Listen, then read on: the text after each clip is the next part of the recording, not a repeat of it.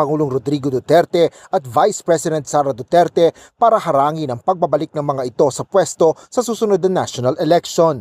Ito ang isiniwalat ni Senador Amy Marcos kaugnay ng further findings o karagdagang natuklasan mula sa tatlong pagdinig na isinagawa ng Senate Committee on Foreign Relations na kanyang pinamumunuan.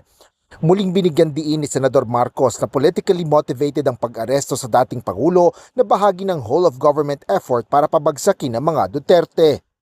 Sa bahagi ng action plan, how to attack, tinukoy ng ilang ahensya ng gobyerno, kabilang ang PNP, Kamara ng Kinatawan, nakipagtulungan ng dating Senador Antonio Trillanes upang tulungan ng ICC prosecutor makakuha ng warrant sa pag-aresto ng dating Pangulo. Agad namang pinabulaanan ni Pangulong Ferdinand Marcos Jr. ang isiniwalat ng kanyang kapatid.